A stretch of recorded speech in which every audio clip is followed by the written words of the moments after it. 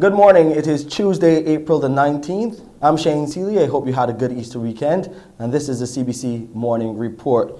We start our news with this. Repairs have been completed and grinding has restarted at the Portvale Sugar Factory.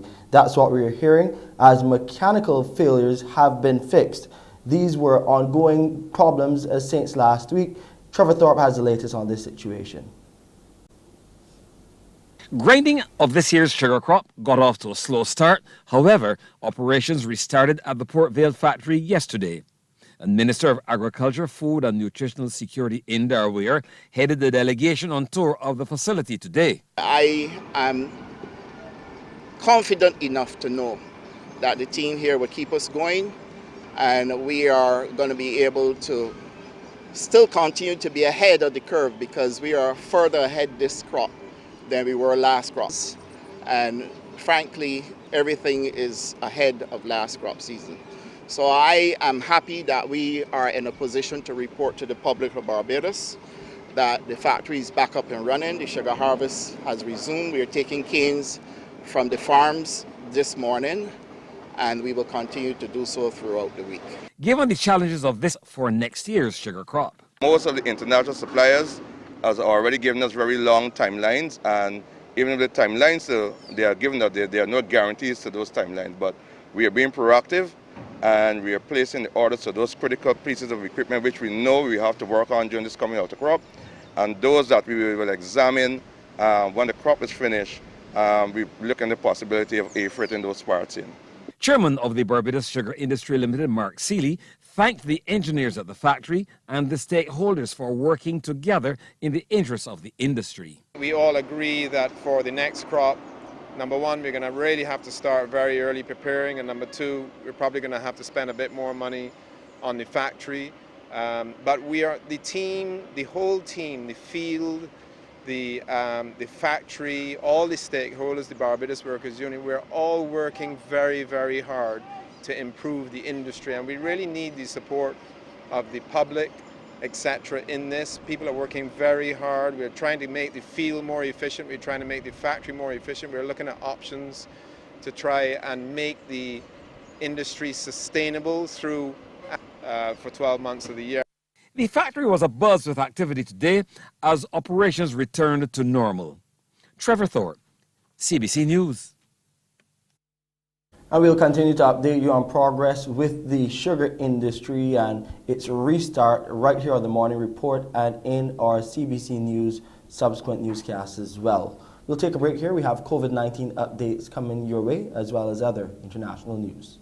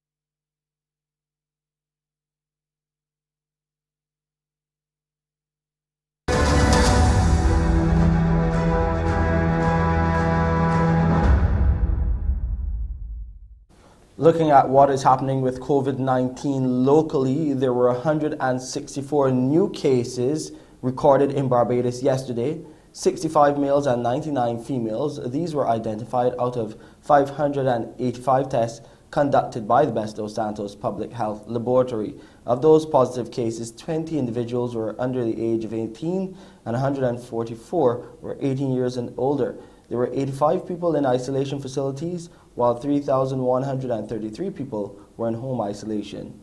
Meanwhile, we hear that an 86-year-old woman and a 91-year-old man, who were both unvaccinated, passed away from the viral illness yesterday. As at April 17th, there were 386 COVID-19 related deaths. The Public Health Laboratory has conducted 632,869 tests since February 2020 and recorded 64,794 COVID-19 cases, 29,886 males, and 34,904 females.